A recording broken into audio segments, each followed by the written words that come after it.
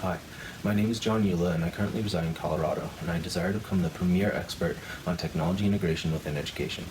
I've been involved in education since a very young age, starting with teaching swim lessons and water safety. Formerly, I was involved while going through the education program at Millersville University in Pennsylvania. I then moved to teach the native Inupiaq Eskimos in Bush, Alaska. From there, I proceeded to Colorado, where I facilitated the creation of the first one-to-one iPad initiative in the state's higher education history. After being deemed self-sustainable after 2 years by Apple, my position was dissolved and I returned to K-12 education in the form of teaching social studies to grades 7 through 12 in a small farming community. Since then, I have spent a year in the oil field, and then this past year, I taught high school English in an even smaller community. What I've discovered throughout all of this is that unfortunately, the educational system is broken, and while I do not believe that one person can change it, I do believe that I can help start the movement that will. Returning to my origins, I grew up on the beaches of Montauk in Long Island, New York. When I first had the opportunity, I became more involved with lifeguarding and teaching swim lessons. Here I thrived. I knew that I could really make a difference in one way or another. I always felt at home in the ocean, and I knew that when I was there, I seemed to be more powerful than when I was alone on land.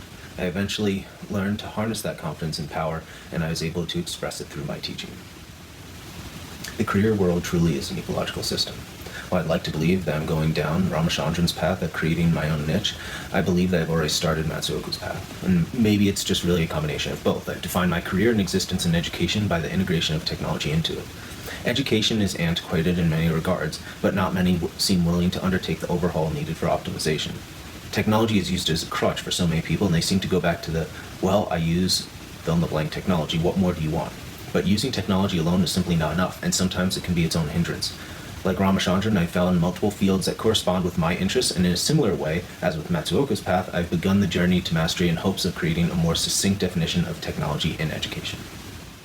Avoiding the false path, the rebellion strategy, is one that I do not feel is as relevant in my journey specifically. I've known my path since I was little, and always remained on that path. When I've begun to stray from it, I have recognized it though and rated my course. The most important element of this has not been letting my confidence take a hit. In K-12 education, politics have become a virus that no one seems dedicated to curing. In multiple schools, I've seen firsthand how it can warp and mutilate the learning process and the point of education itself.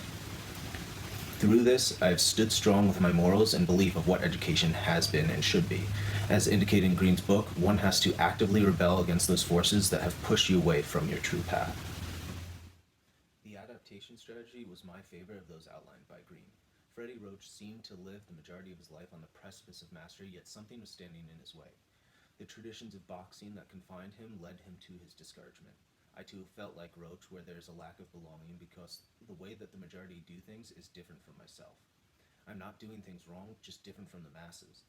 And Roach's story helped me realize and reaffirm the idea that there's a superior path for me, and all I can do is move forward down that path.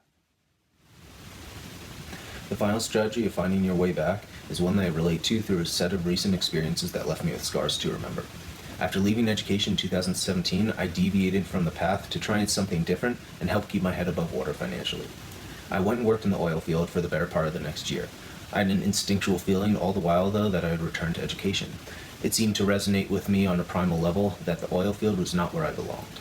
Daily, I would try and infuse my work with my passion for teaching and learning. I created a variety of training materials to help new employees transition better in a job field that if you didn't pick things up quickly, someone was going to get hurt. And I myself ended up tearing all the ligaments in my ankle because of someone's lackadaisical nature.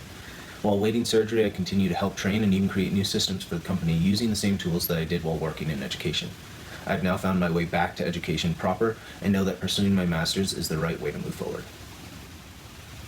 My dream career path has a variety of forms. Ultimately, I'd like to create my own business where I can help individuals, businesses, and schools integrate technology in a more effective and meaningful way.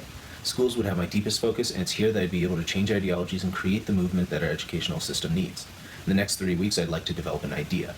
The idea of how to help infuse the growth mindset that Carol Dweck speaks about into every teacher and parent. Most children I've found inherently have a certain amount of grit and determination in them already. It's their administration, parents, and teachers that seem to ignorantly remove this from them.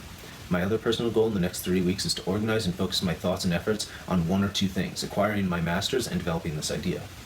Normally, I have so many concepts and ideas that I take the shotgun approach where I throw myself completely to as many different things as possible at once. I want to be able to focus my abilities and efforts on a few smaller things and reap the benefits of this targeted concentration.